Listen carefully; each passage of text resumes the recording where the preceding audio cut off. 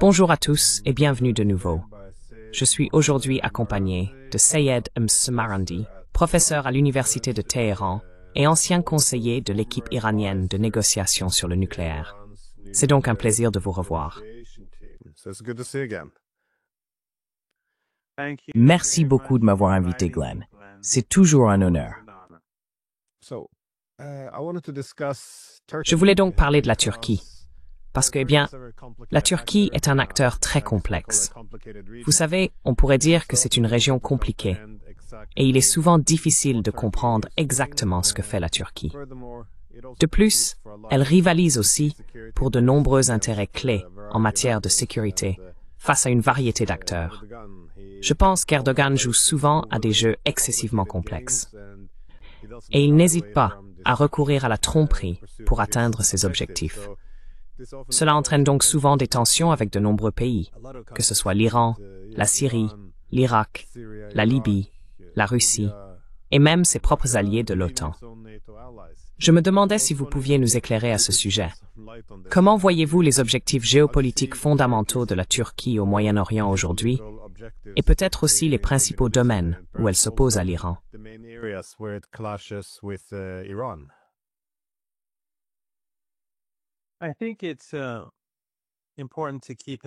Je pense qu'il est important de rappeler, surtout pour votre jeune public, qu'en Turquie, le mouvement islamique était dirigé par M. Erbakan, M. Necmettin Erbakan, qui était une personne très courageuse et farouchement anti-impérialiste. Son orientation était tournée vers le sud global. C'était le genre de personne que les mouvements de résistance de la région et du monde entier auraient aimé avoir à leur côté. Mais lorsqu'il est arrivé au pouvoir en tant que Premier ministre à la fin des années 1990, pendant un an, l'armée l'a évincé. Et bien sûr, ce n'était pas la politique de l'OTAN ou des États-Unis d'avoir une telle personne au pouvoir. En gros, à travers un certain processus, ils ont dilué le mouvement jusqu'à ce qu'Erdogan finisse par arriver au pouvoir.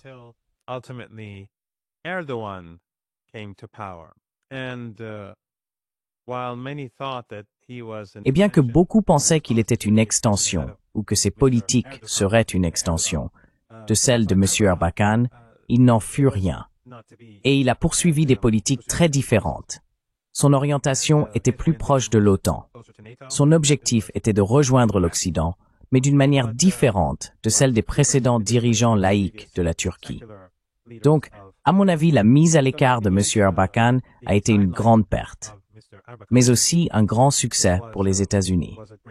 Le problème d'Erdogan, dès le début, était qu'il croyait, et beaucoup de ses partisans croyaient, que ses politiques trompeuses et le fait qu'il négociait différemment et poursuivait des objectifs différents selon les interlocuteurs ou les pays, étaient perçus par beaucoup comme une grande intelligence.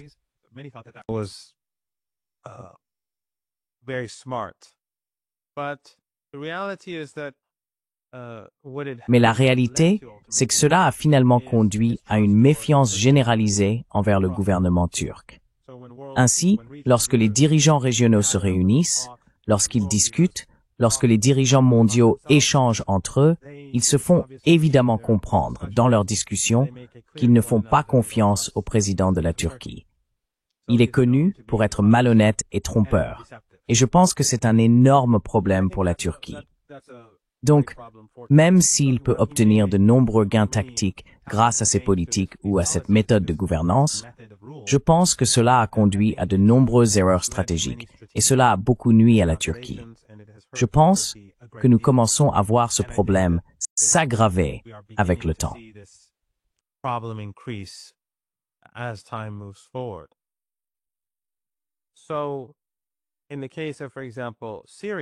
Ainsi, dans le cas de la Syrie, par exemple, Erdogan entretenait des relations extrêmement étroites avec Assad. Ils partaient ensemble en vacances avec leurs épouses. C'est dire à quel point ils étaient proches. Les deux hommes étaient probablement plus proches l'un de l'autre que n'importe quels autres dirigeants de la région, car il n'est pas courant que d'autres dirigeants partent en vacances avec leur famille. Mais après ce qu'on a appelé le printemps arabe, ou l'éveil, lorsque le gouvernement libyen a été pris pour cible par ces dictatures riches en pétrole et en gaz du Golfe Persique, avec le soutien de l'Occident. Et bien sûr, le Qatar a joué un rôle central. Erdogan a également joué un rôle clé dans cette affaire. Erdogan also played a key role in this, and he joined the West in manipulating. Et il s'est joint à l'Occident pour manipuler cet éveil, le printemps arabe, qui s'est finalement transformé en quelque chose de tout à fait horrible. Ainsi, après le renversement du gouvernement libyen, et nous voyons que grâce à cette intervention et grâce à ces régimes, les régimes de l'OTAN, la Turquie et le Qatar, la Libye aujourd'hui est un pays démoli et elle est toujours en pleine guerre civile. Ils sont ensuite passés à la Syrie. Et là encore, dans le cas de la Syrie, comme en Libye, il s'agissait d'une opération de l'OTAN. Donc, l'opération Timber Sycamore, dont bien sûr nous savons tous qu'Obama était à l'origine, et le fait que les États-Unis aient utilisé Al-Qaïda avec Erdogan et avec le Qatar en Libye et en Syrie. Et nous connaissons l'email de Jake Sullivan à Hillary Clinton du 12 février.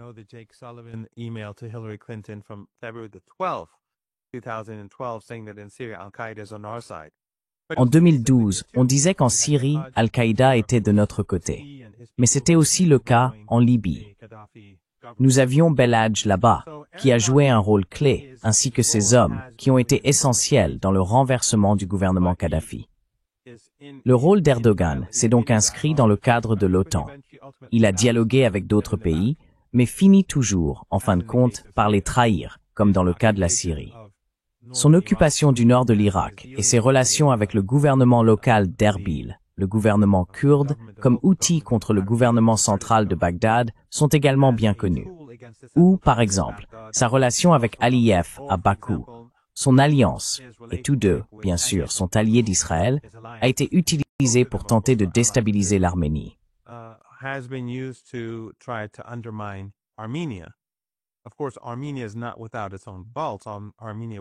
Bien sûr, l'Arménie n'est pas exempte de reproches. L'Arménie a occupé des parties de la République d'Azerbaïdjan. Mais aujourd'hui, c'est l'inverse, et Erdogan et Aliyev tentent de saper la souveraineté arménienne. On constate donc que qu'il s'agisse de la Russie, de l'Arménie, de l'Iran, de l'Irak ou de la Syrie, dans cette région du monde, tous ces gouvernements, tous ces peuples ont des problèmes avec Erdogan. Et je pense que cela finira par se retourner contre lui.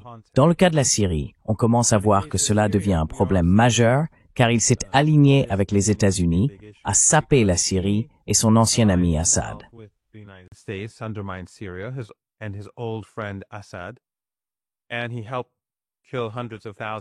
Et il a contribué à la mort de centaines de milliers de personnes avec les Qataris et avec l'OTAN, en faisant venir des dizaines de milliers de combattants étrangers en 2012 et 2013. Un point important, une note de bas de page importante à garder à l'esprit pour vos téléspectateurs, c'est que l'Iran, la résistance et le Hezbollah ne se sont impliqués en Syrie qu'en 2013, à la mi-2013. Et c'est à ce moment-là que des dizaines de milliers de combattants étrangers avaient déjà été introduits dans le pays. Ce n'étaient donc pas des Syriens contre des Syriens. C'est à ce moment-là que l'Iran et le Hezbollah ont commencé à s'impliquer. Et puis, bien sûr, plus tard en 2015, les Russes. Donc lorsque Erdogan, avec les Israéliens, car les Israéliens aidaient aussi Al-Qaïda et Daesh aux côtés du plateau du Golan occupé par la Syrie, ce qui est bien documenté. Ils travaillaient tous en partenariat les uns avec les autres pour déstabiliser la Syrie.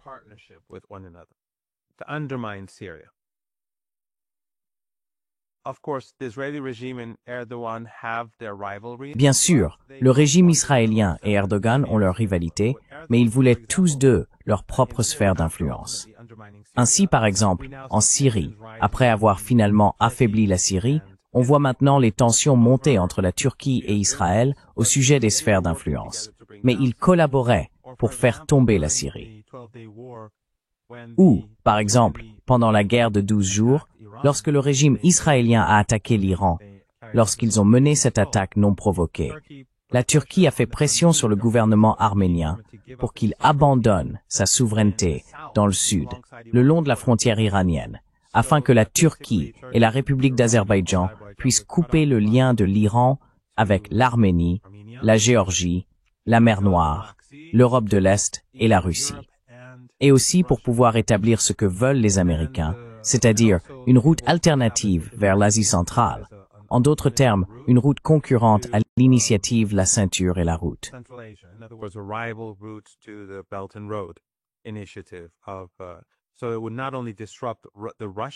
Cela ne perturberait donc pas seulement le corridor nord-sud russe, potentiellement, mais cela perturberait également l'initiative La Ceinture et la Route et servirait d'alternative pro-OTAN. Et nous savons bien sûr qu'Erdogan n'est pas sanctionné. La Turquie n'est pas sanctionnée parce qu'il travaille en coordination avec les États-Unis, conformément aux intérêts israéliens. Certes, comme je l'ai dit, il y a des tensions en Syrie, mais ailleurs, ils ont collaboré tout au long de cet holocauste à Gaza. Nous avons vu que la Turquie, Erdogan et le régime israélien continuent de faire des affaires comme d'habitude. Ainsi, pendant qu'Erdogan fulmine contre Israël, il transporte le pétrole d'Aliyev, le pétrole de Bakou, du pétrole bon marché, vers Israël. Il fait des affaires. Les navires vont et viennent. Ils entretiennent des relations commerciales, mais aussi des relations politiques.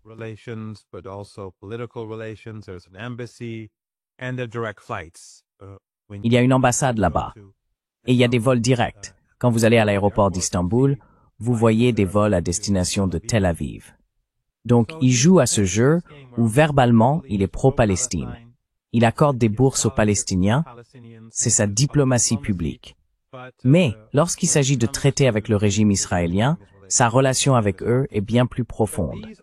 Mais toutes ces politiques, on voit bien comment cela provoque des tensions. Et les tensions avec la Russie montent actuellement. La Chine n'est pas contente.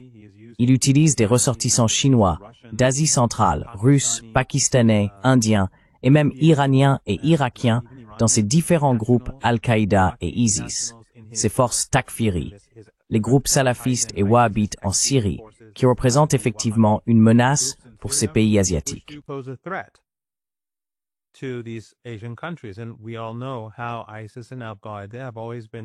Et nous savons tous comment Daesh et Al-Qaïda ont toujours été des outils utilisés par l'Occident, créés par l'Occident, pour déstabiliser des pays ou des régions qui ne sont pas alignés avec l'Occident.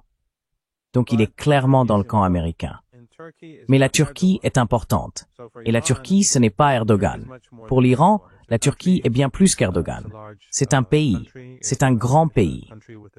C'est un pays avec une tradition soufie qui est similaire à la culture chiite. Par conséquent, pour l'Iran, la relation avec la Turquie reste importante. Mais il est très problématique. Encore une fois, cela pose maintenant des problèmes, car en Syrie, on voit qu'il ne peut pas rivaliser avec le régime israélien. Il n'y a aucun doute, et cela a été clair dès le premier jour, que lorsque la situation se complique, Trump ou quiconque se trouve à la Maison-Blanche soutiendra fermement Netanyahou ou quiconque est au pouvoir à Tel Aviv. Netanyahu or whoever's in charge in Tel Aviv. So right now, Syria is sort of becoming a black hole. En ce moment, la Syrie est en train de devenir une sorte de trou noir. Son proxy en Syrie, Jolani, ou plutôt le proxy de l'Occident en Syrie, Jolani, est en difficulté. Nous avons assisté à de nouveaux affrontements dans le sud au cours des dernières 24 heures entre les milices druzes et les milices pro-Jolani ou Hayat Tahrir al-Sham. La situation n'est pas bonne en Syrie. Et quand la situation n'est pas bonne en Syrie, ce n'est pas bon non plus pour les pays voisins, car la Syrie devient un trou noir. Comme je l'ai probablement déjà dit dans votre émission il y a quelque temps, cela a été une victoire tactique pour Erdogan et Biden à l'époque, ainsi que bien sûr pour Netanyahou qui s'en est vanté. Mais je pense que c'est un échec stratégique pour eux.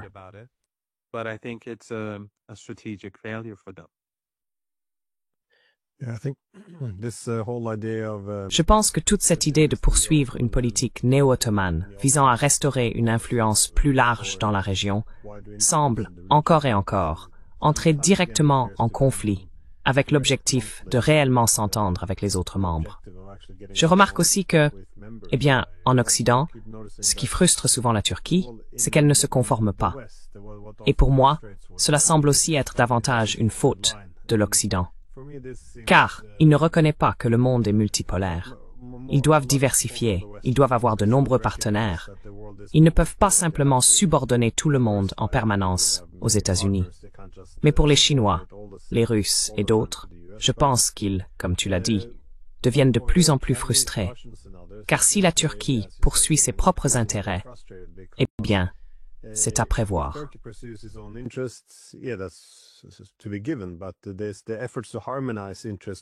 Mais les efforts pour harmoniser les intérêts avec les autres, pour voir où se trouve le terrain d'entente et établir un statu quo, sont très difficiles car chaque fois qu'ils semblent parvenir à un accord, la tromperie s'en mêle vraiment. Et cela devient trop compliqué, trop d'objectifs à la fois. Cela peut être quelque chose de mineur, comme par exemple, lorsque les Russes ont remis les commandants d'Azov, à condition qu'ils ne soient pas libérés en Ukraine avant la fin de la guerre, et que la Turquie les libère quand même.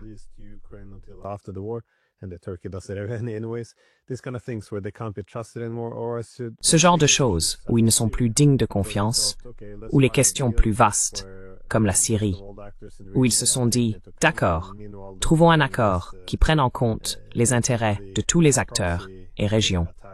Alors qu'en même temps, ils préparaient cette attaque djihadiste par procuration en Syrie et le renversement d'Assad.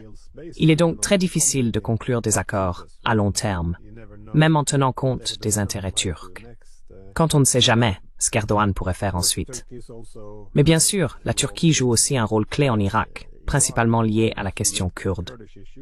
Mais sur quel domaine l'Iran et la Turquie peuvent-ils coopérer? Et où voyez-vous leurs relations aboutir? Sinon un affrontement, du moins à un différend.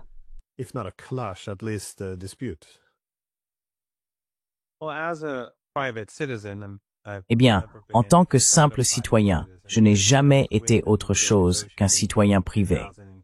Même lorsque j'étais avec l'équipe de négociation nucléaire en 2015, et encore il y a 3 ans et demi, je n'étais qu'un conseiller médiatique. J'ai toujours refusé d'être au gouvernement. Mais en tant que citoyen privé, ce que je peux dire en tant qu'opinion personnelle, c'est que tant que M. Erdogan sera au pouvoir, je pense qu'il sera très difficile d'avoir une relation avec la Turquie qui soit satisfaisante pour les Iraniens, car ils ne pourront jamais lui faire confiance. Peu importe l'accord trouvé sur n'importe quel sujet, il n'est tout simplement plus quelqu'un en qui on puisse avoir confiance. Et cela limite les choses.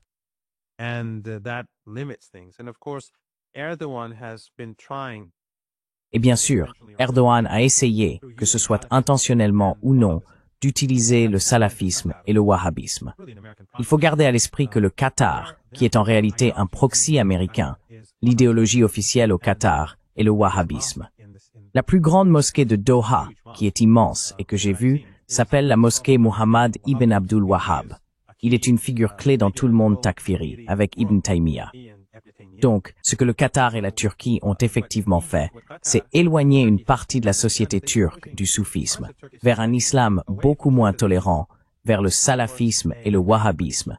Ils ont bien sûr utilisé ces courants comme des outils en Syrie, en Irak et ailleurs, y compris au Liban.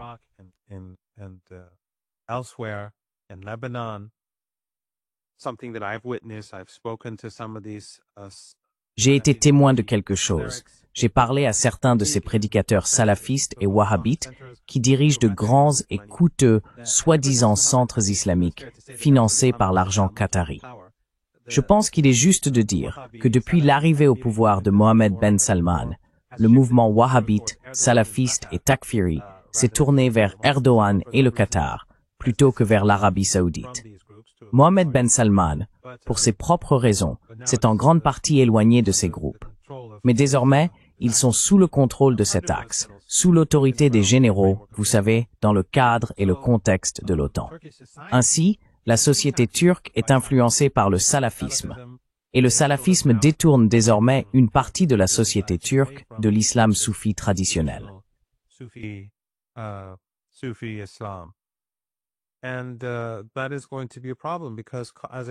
Et cela va poser un problème, parce que comme je l'ai dit plus tôt, culturellement parlant, l'Iran et la Turquie sont très similaires. et ils l'ont toujours été.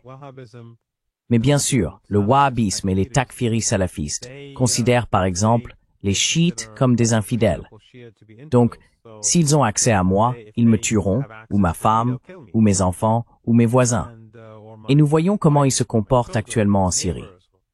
Au début, lorsqu'ils ont perpétré le massacre contre les Alaouites, même les Européens les défendaient et essayaient d'en faire porter la faute à ces pauvres villageois et habitants, en disant qu'ils étaient affiliés au gouvernement Assad, ce qui n'était pas le cas.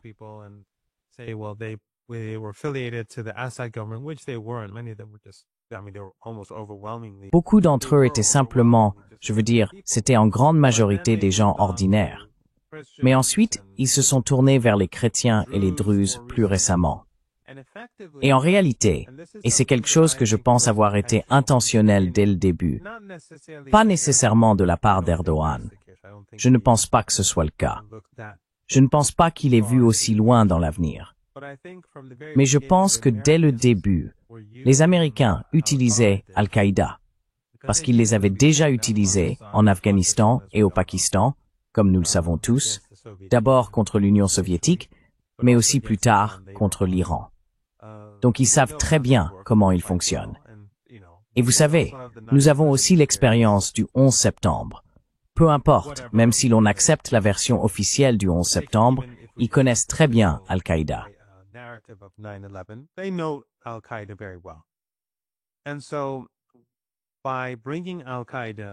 Ainsi, en amenant Al-Qaïda au pouvoir avec succès après 13 années de guerre sale, il était naturel que la Syrie se dirige vers l'explosion, qu'elle implose. Et pourquoi? Parce que Al-Qaïda est salafiste et wahhabite. Bien sûr, le wahhabisme est une sorte de sous-groupe du salafisme.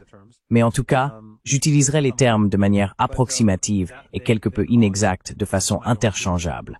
Mais cela pousse les minorités, qui représentent collectivement au moins la moitié du pays, à s'éloigner, car elles sont toutes considérées comme des personnes dont la vie peut être prise ou qui ne sont pas dignes. Ainsi, les Alaouites, les chrétiens, les Druzes, les Kurdes, les Soufis, les Ismaéliens, les laïcs, tous en Syrie, sont désormais assiégés. Et donc, en amenant ces groupes au pouvoir, on encourage ces minorités à se tourner vers des puissances étrangères.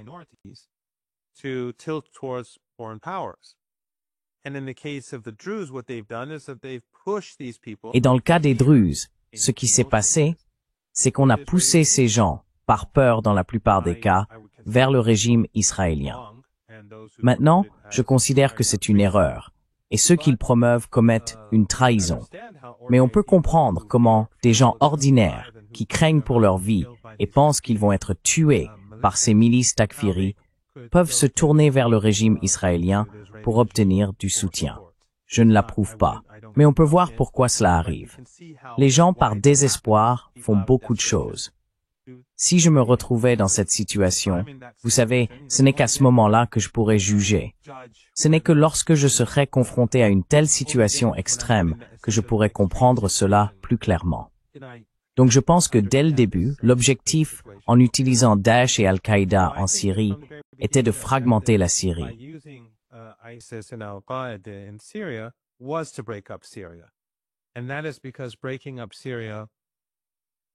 Et cela s'explique par le fait que la fragmentation de la Syrie a toujours été l'objectif du régime israélien.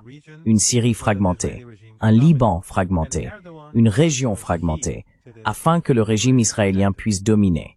Et Erdogan a joué un rôle clé dans cet objectif israélien, pensant qu'il obtiendrait sa part du gâteau. Je ne pense pas que la part qu'il a prise vaille tout ce qu'il a fait. Et c'est même pas avantageux pour la Turquie, car comme je l'ai dit, cela devient un trou noir. Donc en Syrie, on a essentiellement un pays qui se désagrège, qui évolue vers la fragmentation, la balkanisation. Et comme je l'ai dit, tant que M. Erdogan sera président de la Turquie, eh bien, il est aussi en quelque sorte président de la Syrie, mais tant qu'il sera président de la Turquie, je pense qu'il sera très difficile pour différents pays, y compris l'Iran, d'aller très loin. Donc en matière d'affaires, il y a de la coopération, mais en politique, c'est difficile.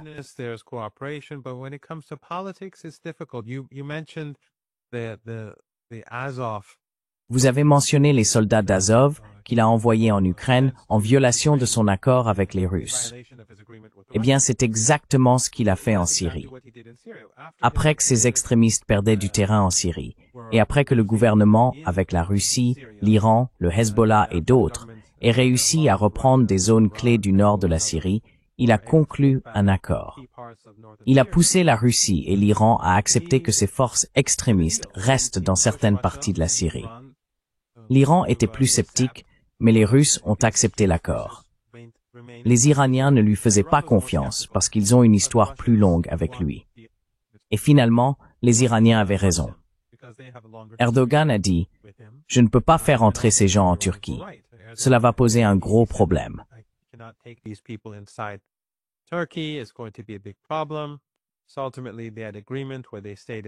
Donc, au final, ils ont conclu un accord selon lequel ils restaient à Idlib. Mais finalement, ce que craignaient les Iraniens s'est produit, et ils ont pris le contrôle de la Syrie. Mais maintenant, même si, comme je l'ai dit, cela va poser problème, mais je pense que certaines des politiques d'Erdogan se retournent contre lui, et cela pousse des pays comme l'Iran et la Russie à se montrer plus prudents à son égard. Et je pense que ça va rendre plus difficile pour la Turquie, sous Erdogan, d'atteindre ses objectifs à l'avenir, surtout maintenant à cause de sa rivalité avec le régime israélien en Syrie, où les Israéliens, grâce au soutien occidental, ont l'avantage. Je pense que tout cela va devenir des problèmes pour le gouvernement turc à l'avenir, des problèmes de plus en plus difficiles.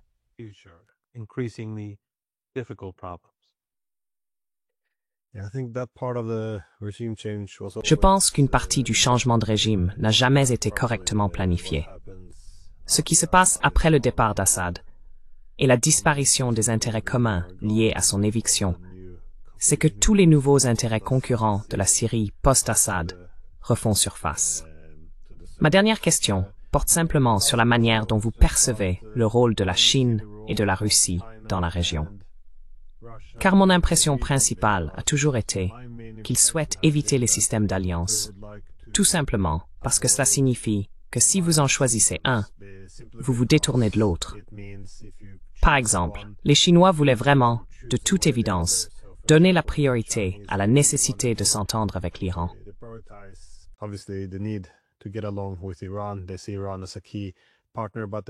Ils considèrent l'Iran comme un partenaire clé, mais ils aimeraient aussi entretenir de bonnes relations avec des pays comme l'Arabie saoudite, les Émirats arabes unis et le Qatar.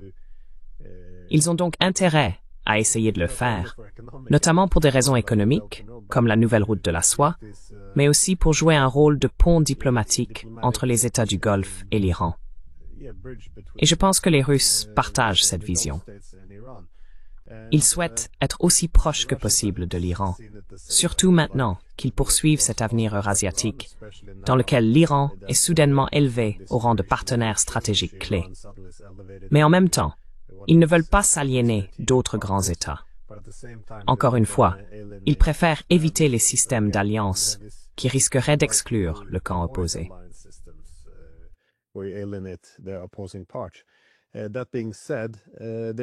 Cela étant dit, la politique de la région a effectivement un impact sur cette situation. Par exemple, avec la Russie et Israël, ils ont toujours voulu équilibrer cette relation.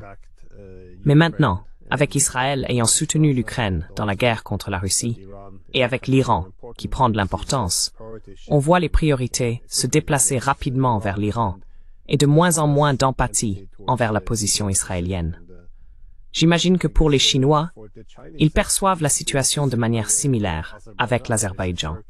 C'est-à-dire que si la Turquie accroît son influence sur l'Azerbaïdjan et perturbe l'Iran et l'Arménie, cela pose également un problème pour les Chinois.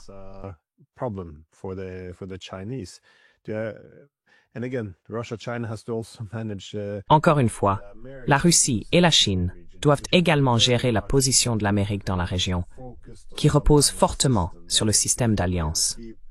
Autrement dit, si vous pouvez maintenir l'Iran comme ennemi, ou entretenir de mauvaises relations entre les États du Golfe et l'Iran, alors vous pouvez affaiblir l'Iran, et vous aurez aussi l'obéissance des États du Golfe s'ils perçoivent une menace iranienne à leurs frontières. Donc, il y a, beaucoup de jeux qui se jouent en même temps, je suppose. Je me demandais simplement comment vous voyez les choses. Pensez-vous que les Chinois et les Russes modifient d'une certaine manière leur position dans la région? Ou comment s'insèrent-ils dans ces tensions ou conflits plus larges dans lesquels l'Iran est également entraîné?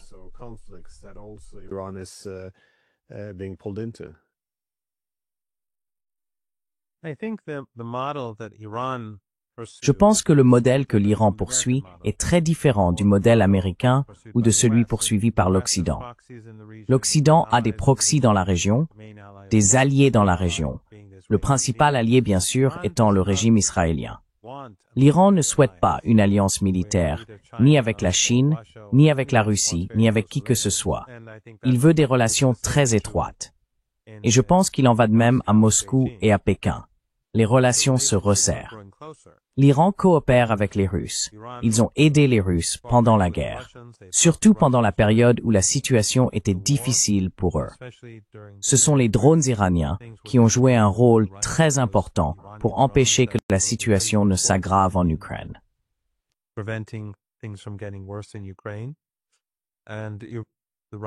Et les Russes vendent alors aussi des produits à l'Iran. Il y a quelque temps, on a discuté du fait que les Russes voulaient vendre certains systèmes de défense aérienne à l'Iran, mais que les Iraniens avaient refusé. Ce n'est pas exact.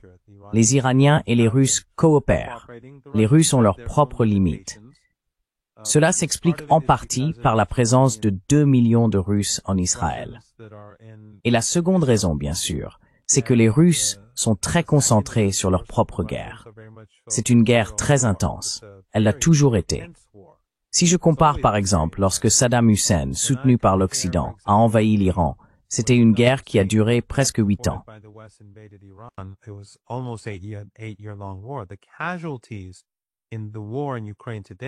Les pertes humaines dans la guerre en Ukraine aujourd'hui sont bien plus élevées que celles de la guerre entre Saddam Hussein et l'Iran en raison de l'intensité.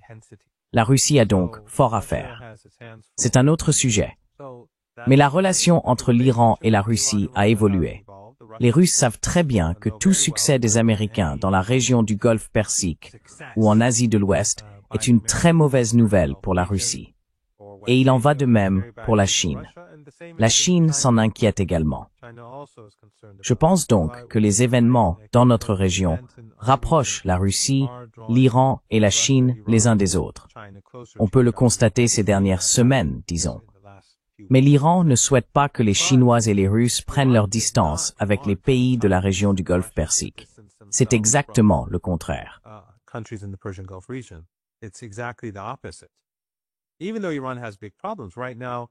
Même si l'Iran connaît actuellement de gros problèmes, tout comme Erdogan a conspiré avec Netanyahou et Biden, et bien sûr, avant Biden, Trump et Obama, pour saper la Syrie. En ce moment, l'Arabie saoudite collabore avec les États-Unis et Israël pour affaiblir le Liban. Nous connaissons actuellement de fortes tensions au Liban à propos des États-Unis et des armes de la résistance, du Hezbollah. Les prochains jours seront très sensibles à Beyrouth, car ce sujet sera discuté au sein du cabinet et une décision sera prise. Ainsi, les Saoudiens agissent contre la résistance, tout comme Erdogan agissait contre la résistance, et tous deux soutiennent les Américains et les Israéliens.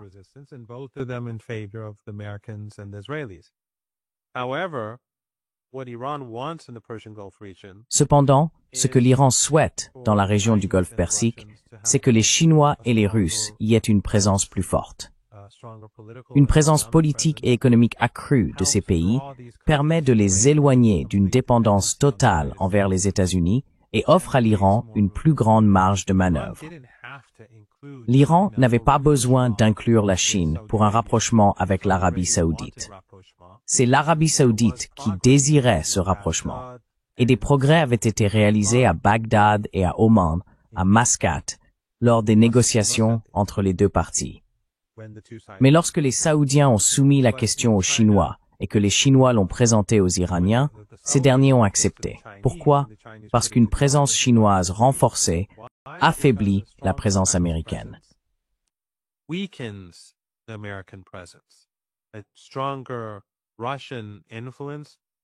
Une influence russe plus forte affaiblit l'influence de l'OTAN. Donc pour l'Iran, l'Iran ne veut pas que les Chinois aient à choisir entre le côté ouest ou est du Golfe Persique, ni entre le nord et le sud du Golfe Persique. L'Iran souhaite, et si les États-Unis étaient intelligents, ils auraient fait la même chose. Mais les États-Unis marginalisent de plus en plus tout le monde à travers le monde.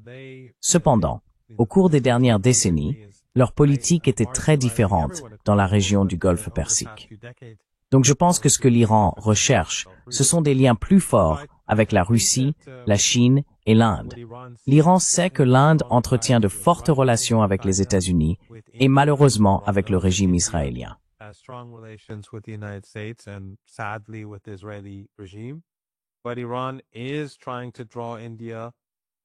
Mais l'Iran essaie d'éloigner davantage l'Inde des États-Unis. L'Inde entretient de très bonnes relations avec les États-Unis et l'Iran n'a pas de grandes attentes. Mais le fait est que même un petit changement a un impact énorme. Ainsi, en essayant de faire partie de ce groupe plus large de pays qui s'éloignent un peu plus de l'Occident, certains plus, d'autres moins. La Russie davantage, la Chine davantage, l'Inde beaucoup moins, le Brésil probablement un peu plus que l'Inde.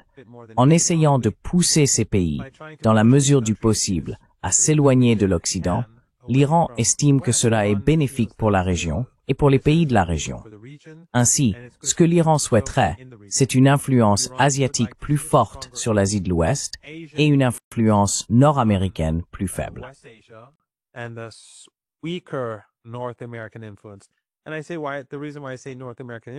Et la raison pour laquelle je parle d'influence nord-américaine, c'est que je pense qu'au cours de la dernière décennie, l'Europe s'est en quelque sorte disqualifiée de tout rôle, car elle a sapé son influence en Russie. Ils ont sapé, je veux dire, lorsque nous avons eu les négociations nucléaires il y a 3 ans et demi, et que j'étais à Vienne, la guerre en Ukraine a éclaté pendant que les négociations avaient lieu. Et je disais aux élites et aux journalistes européens qui venaient me parler que maintenant que vous avez, vous savez, rompu les liens avec la Russie, vous allez connaître une crise énergétique dans les années à venir.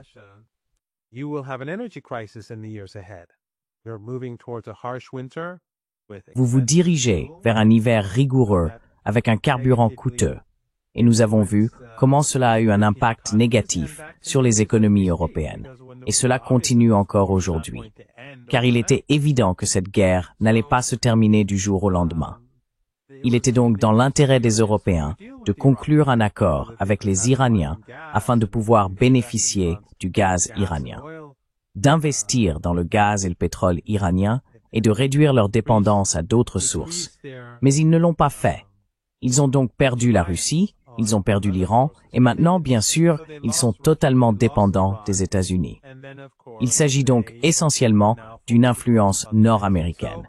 Et ce que recherchent les Iraniens, c'est de diminuer cette influence en Asie de l'Ouest.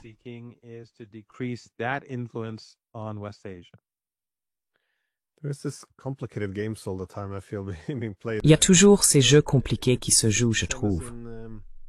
C'est pareil qu'en Syrie aujourd'hui. L'idée, c'est que, oui, en Occident, on considère que le rôle de la Turquie est un peu problématique. D'une part, bien sûr, parce qu'elle soutient les djihadistes avec lesquels nous faisons la paix, mais tout de même. Mais il y a aussi les tensions qu'elle entretient avec Israël. Mais la logique qui s'ensuit, c'est que si la Turquie n'a pas cette influence là-bas, alors l'Iran pourrait l'avoir. Donc l'OTAN finit par soutenir des acteurs et des politiques dont elle sait qu'ils sont nuisibles à ses intérêts à long terme. Je pense que la plupart des gens comprennent cela.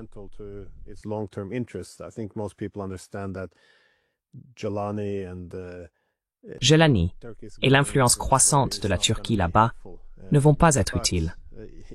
Mais même pour des objectifs tels que le soutien à Israël, ce qui, vous savez, devrait être remis en question, que cela doive ou non être un objectif également, on se retrouve enfermé dans ces jeux étranges.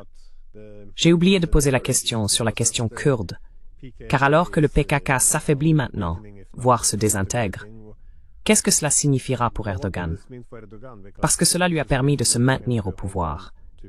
Et nous avons vu ces derniers jours une répression également contre les manifestants de l'opposition. Alors, comment voyez-vous le rôle d'Erdogan? Sur quel terrain repose-t-il réellement? C'est toujours un problème quand on bat son adversaire. Soudainement, une partie de la légitimité ou de la raison d'exercer le pouvoir peut commencer à s'estomper.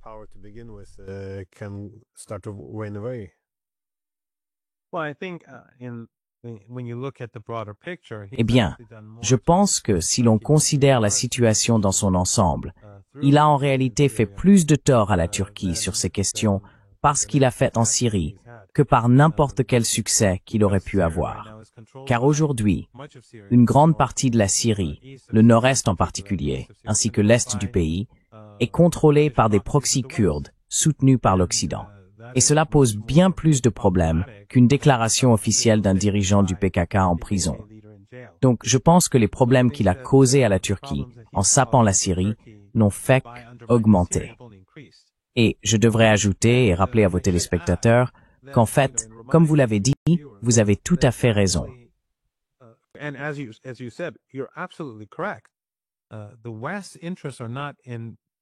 Les intérêts de l'Occident ne résident pas dans la fragmentation et la balkanisation de cette région. Et nous avons déjà vu ce qui s'est passé lorsque d'énormes vagues de Syriens sont partis vers l'Europe, avec Erdogan. Erdogan les poussait. Il a donc mené cette sale guerre avec le soutien de l'Occident, des dictatures régionales et du régime israélien. Tous ces réfugiés sont allés en Turquie. Ensuite, il a ouvert les portes et les a laissés partir vers l'Europe. Et cela a changé la politique européenne. Souvenez-vous du Brexit, il s'est produit avec une très faible majorité. Et à l'époque, il faisait campagne, comme Farage et d'autres, avec ses affiches montrant des Syriens arrivant, vous savez, ces immenses foules de Syriens se dirigeant vers l'Europe.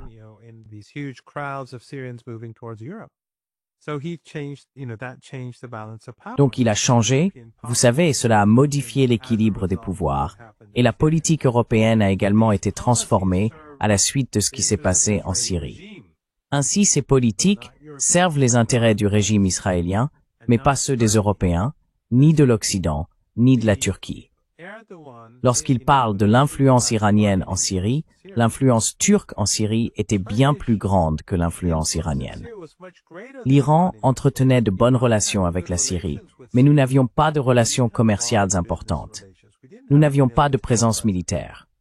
La Syrie facilitait le soutien de l'Iran à la résistance, Hamas, le djihad islamique, le Hezbollah, etc., ainsi qu'aux groupes palestiniens laïcs et à d'autres groupes. Mais la relation de la Syrie avec l'Iran n'était pas si étroite.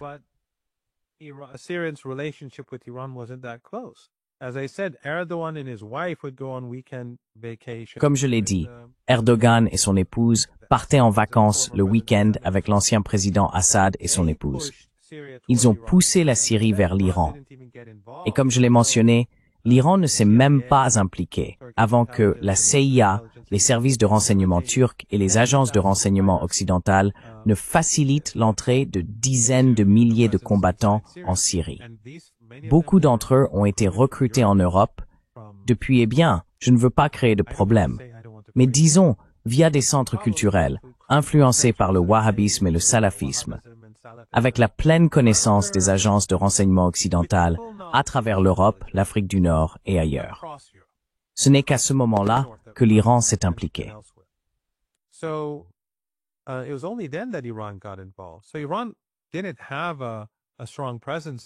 Donc, l'Iran n'avait pas une forte présence en Syrie avant cette période, avant 2013.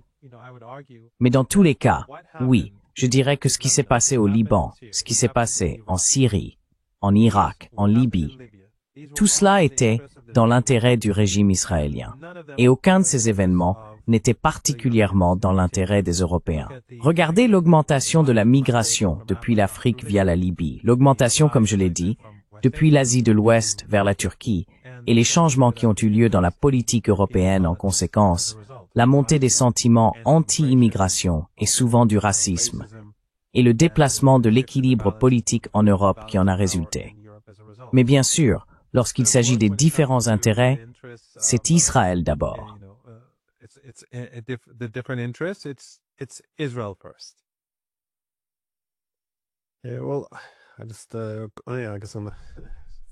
Oui, eh bien, je suppose qu'en guise de note de bas de page, j'aime ce que tu as dit, en soulignant que cela n'est pas nécessairement, ou pas du tout, dans l'intérêt de l'Occident non plus. Et je pense que c'est le principal problème auquel nous sommes confrontés, surtout ici en Europe. Ces débats n'ont en réalité pas lieu. Nous ne commençons pas par le point de départ. Qu'est-ce qui est dans notre intérêt? Et pour atteindre cet objectif, quelle politique devrions-nous poursuivre? Au lieu de cela, tout devient une question de mentalité tribale, où il faut soit choisir notre camp, c'est-à-dire l'ensemble des politiques que nous avons actuellement, dans lesquelles, à mon avis, nous nous sommes empêtrés et qui n'ont plus vraiment de sens, soit, si tu les critiques, tu soutiens essentiellement ce que font la Russie, la Chine, l'Iran ou d'autres. Autrement dit, la dissidence devient une forme de trahison. Mais personne ne discute vraiment de la mesure dans laquelle la compétition sécuritaire avec les Russes, les Chinois et les Iraniens pourrait être atténuée.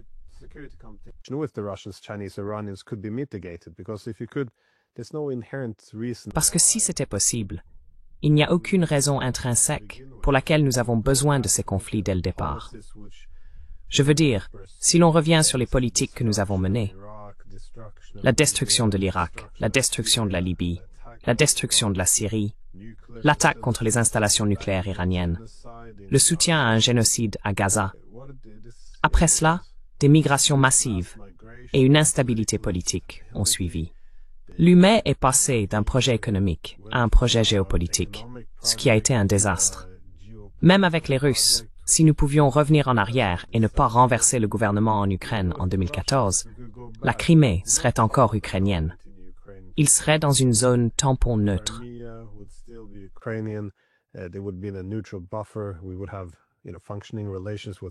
Nous aurions des relations fonctionnelles avec la Russie. Nous aurions de l'énergie. Nous n'aurions pas la désindustrialisation. Mais nous ne pouvons pas en discuter. Remettre en question ce que nous avons fait est perçu comme une attaque, comme le fait de choisir le camp adverse. Mais personne ne peut vraiment m'expliquer en quoi toutes ces choses ont été bénéfiques pour nous. Il s'agit simplement de cette supposition. Si c'est mauvais pour l'adversaire, et personne ne se demande pourquoi il doit être un adversaire, si c'est mauvais pour lui, c'est bon pour nous. C'est toujours cette mentalité de somme nulle qui tend à prévaloir. Encore une fois, en tant que réaliste politique, j'ai tendance à voir le monde en termes de somme nulle. Mais il existe des opportunités pour atténuer cela.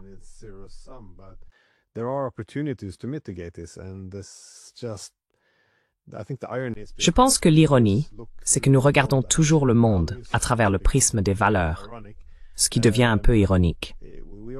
Nous voyons toujours les choses comme un affrontement entre le bien et le mal, nous contre eux.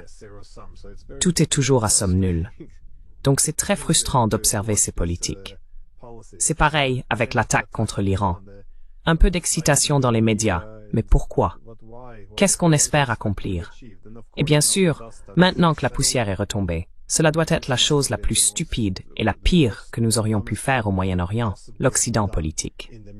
L'imprévisibilité maintenant, je veux dire, c'est juste, c'est au-delà de la compréhension. Pourtant, la seule chose que l'establishment politico-médiatique semble entendre, c'est « Êtes-vous avec nous ou contre nous ?»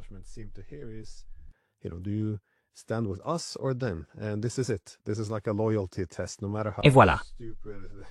C'est comme un test de loyauté, peu importe à quel point les politiques sont stupides ou autodestructrices. Il n'y a plus de discussion sur la possibilité d'harmoniser nos intérêts sécuritaires avec l'Iran. Que veulent-ils? Jusqu'où pouvons-nous parvenir à un compromis? Même Henry Kissinger, c'était toujours son principal argument. Vous savez, si vous reconnaissez l'autre camp comme une grande puissance ou une puissance majeure, la première chose à faire est de déterminer où les intérêts peuvent être harmonisés, où un compromis est possible. Et si ce n'est pas possible, alors on peut s'affronter. Mais nous ne faisons jamais la première étape. Nous passons toujours directement à l'affrontement. C'est extrêmement frustrant. Mais vous savez, nous en sommes là.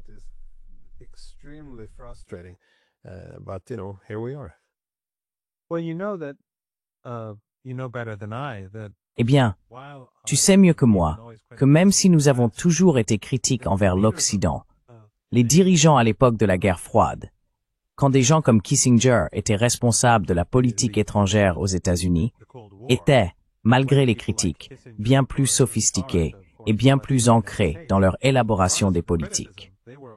De nos jours, les dirigeants et les élites occidentaux sont des poids-plumes. Et quand ils s'expriment, on ne peut tout simplement pas les prendre au sérieux. C'est intéressant de voir comment ils démolissent eux-mêmes leur propre crédibilité à travers le monde. Parce que, comme tu le disais, l'un des points clés qu'ils mettent en avant à eux-mêmes, à leur propre peuple et au reste du monde, c'est qu'ils ont des valeurs.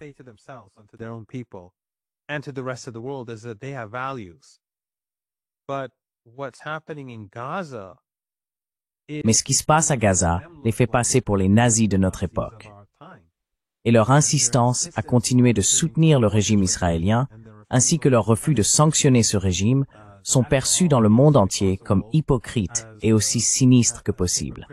Cela détruit la réputation de l'Occident. Il ne s'agit pas seulement d'Israël. Israël est méprisé partout. Nous avons vu le rassemblement d'hier en Australie, une foule immense sous la pluie. Le monde change aussi en Occident. Mais partout dans le monde, l'Occident, qui a toujours cherché à se présenter comme supérieur, est désormais vu comme une force sinistre. Les États, le régime, les États profonds, etc.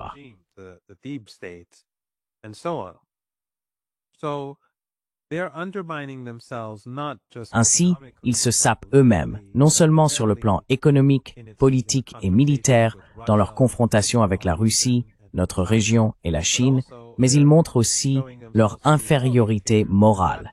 Et je pense que pendant le moment unipolaire, lorsqu'ils avaient une sorte de monopole sur les médias et la propagande, cela a en quelque sorte annulé tout leur travail acharné.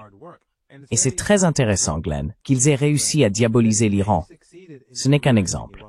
Ils ont réussi à diaboliser l'Iran pendant des décennies à travers leurs médias, leur diplomatie et aussi les médias régionaux. Le Qatar, l'Arabie Saoudite, les Émirats, ils se sont toujours opposés à l'Iran. Le Qatar dispose de nombreux médias.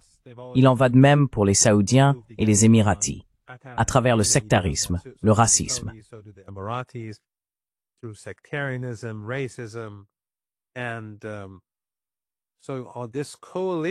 Ainsi, cette coalition de l'Occident et de ses alliés régionaux a réussi à dresser l'Iran contre elle aux yeux de nombreuses populations à travers le monde. Mais depuis le début du génocide à Gaza, nous voyons que les Ansarullah au Yémen, ou les Houthis, comme les appelle l'Occident, qui étaient auparavant antagonisés dans la région et dans le monde, sont devenus des héros. L'axe de la résistance est devenu héroïque. Et l'Iran aujourd'hui, qui a toujours été attaqué à la fois par le sectarisme et le racisme dans la région, et en Occident, à travers une multitude de récits différents, mais qui s'inscrivent tous dans le même cadre. Tout cela s'est fissuré. Tout cela s'est effondré.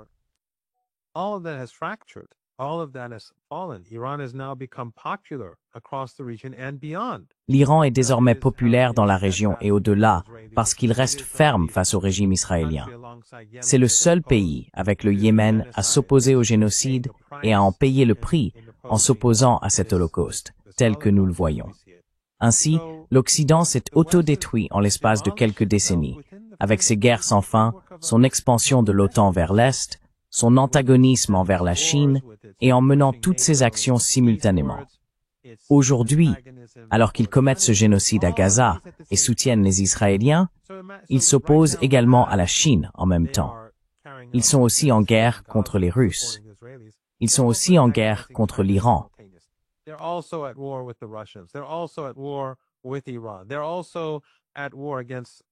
Ils sont aussi en guerre contre les soi-disant BRICS, quoi que cela veuille dire, car les BRICS ne sont pas l'OTAN ou quoi que ce soit de ce genre. Ils vont même jusqu'à antagoniser l'Inde dans une certaine mesure, même si je pense qu'ils finiront par trouver un arrangement avec l'Inde.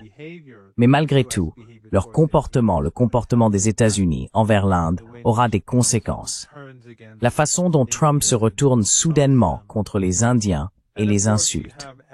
Et bien sûr, il y a l'affaire Epstein, toute cette affaire Epstein, qui ne va pas disparaître. Donc ils se sont retournés. C'est un peu comme dans ces matchs de football. Je ne regarde pas beaucoup de sport. Mais un de ces matchs où une équipe mène 3-0 et finit soudainement par perdre la partie. And then they suddenly lose the game. The West had everything in the 1990s. L'Occident avait tout dans les années 1990. Ils étaient au sommet du monde. Ils avaient vaincu Saddam Hussein au Koweït. Ils avaient affronté les fantômes du Vietnam, à tort ou à raison. Ils avaient vaincu l'Union soviétique. Qu'ils l'aient vraiment vaincue ou qu'elle se soit effondrée d'elle-même, c'est sans doute une affaire plus complexe qu'il n'y paraît. Mais au lieu de mener des politiques pour maintenir leur propre hégémonie, ils sont allés trop loin et se sont opposés à tout le monde. Et cela va être, dans l'histoire de l'humanité, l'empire qui se sera effondré en un temps record.